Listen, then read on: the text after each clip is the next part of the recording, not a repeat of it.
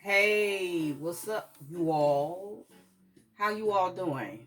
I know these are turbulent times that we're experiencing right now, but we got to keep pushing.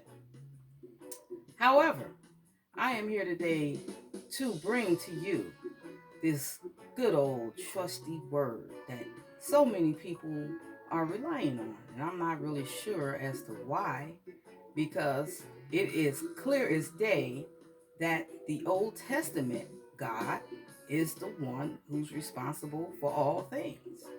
Okay? Supposedly.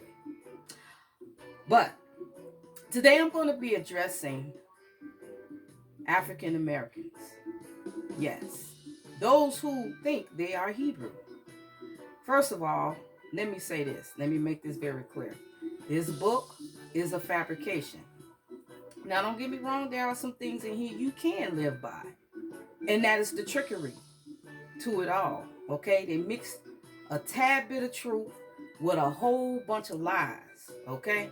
And see, this is why this book is so convincing to many people, because they put certain things in here, okay, to validate the lies. All right? Now, let's go over here to Deuteronomy 28, that so many African Americans believe that is in regards to the Atlantic slave trade. Okay, so listen up. This has nothing to do with the slave trade whatsoever, because according to Deuteronomy 28, anybody can fit these curses. Now, what I will say is, it would have been more convincing if these curses designated just a people. But we can see in the earth that all nations are suffering in some form or fashion. We can see that all nations have been blessed, okay, in some fashion, okay? So the blessing and the cursing both applies to all nations. Again, this would have been more convincing if these curses would have only been designated to a people, meaning that we would never see any other people go through these things. Okay, so pull out your trusty old Bibles and open up to Deuteronomy 28. We're going to go through some of these scriptures, okay, so that I can prove to you that it is a bunch of bullshit. All right?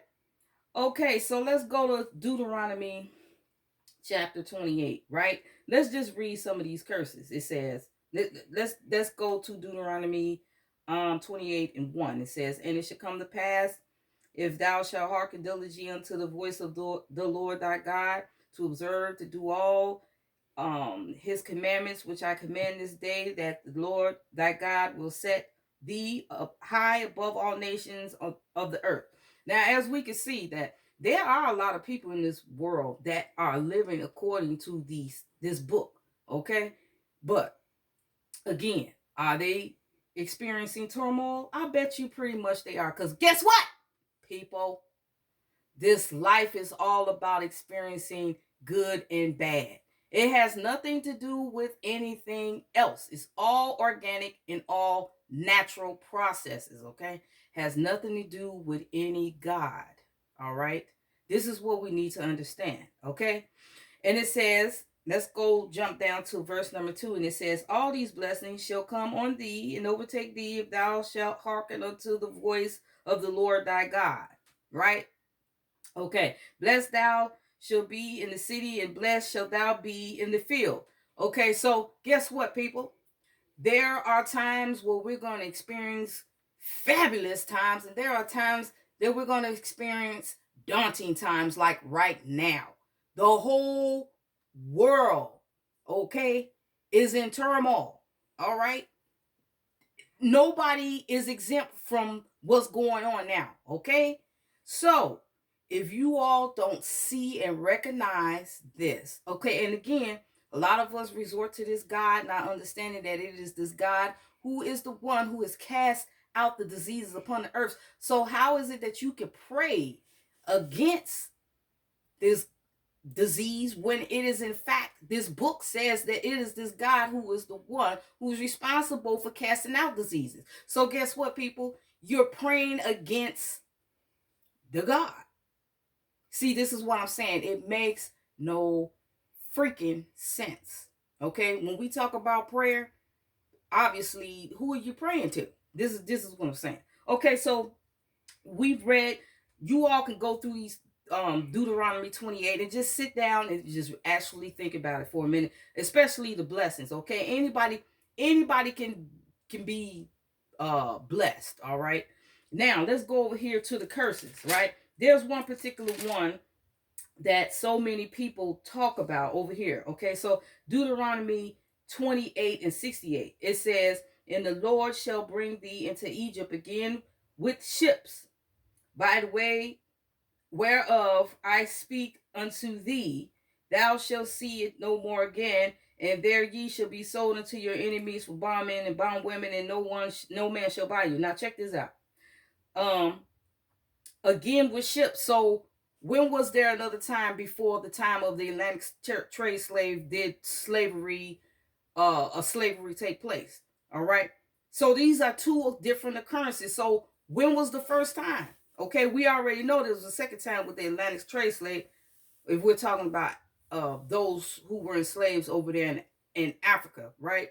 So when was the first time? And then furthermore, we can see down here it says, and no man shall buy you. So weren't the slaves bought? But guess what, people? People will say, oh no, this is supposed to say save. No, it's saying exactly what the hell it is saying. Buy you, buy you. Guess what? This book even tells you do not add to or take from. So guess what? When you turn around and say that this word buy should be saved, you have actually spoken against what it said not to do. This is what I'm saying. So many of us don't understand that we speak against this book. This book comes up against itself.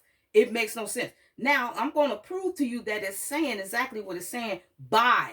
That's not a typo. It's saying exactly what it's saying. Let's go over here to Deuteronomy. Let's go over here to Deuteronomy 28 and 29.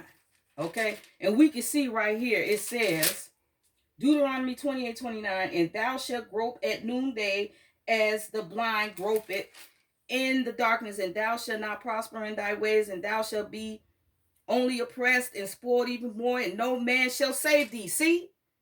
It says exactly what it's saying. Over here, it used save. So if you're going to tell me it's using that over here in 68 is supposed to say save, when save was used over here in the text of 29, you are wrong. This book is saying exactly what it's saying. So guess what? This cannot be referencing to the Atlantic trade slave because the slaves were bought. Okay? And then furthermore, you could go in here and read. Let's pull out two more, right? Let's pull out two more of these curses that could fit anybody. Oh, here we go. Let's go over here to Deuteronomy 28:22. The Lord shall smite thee with a consumption, with a fever, with an inflammation, and with an extreme burning, and with a sword, and with blasting, and with mildew, and they shall pursue thee until thou hast perished. Now you tell me, huh? Is not everybody experiencing this right now? Huh? Is everybody not experiencing the inflammation? Is everybody not experiencing the consumption?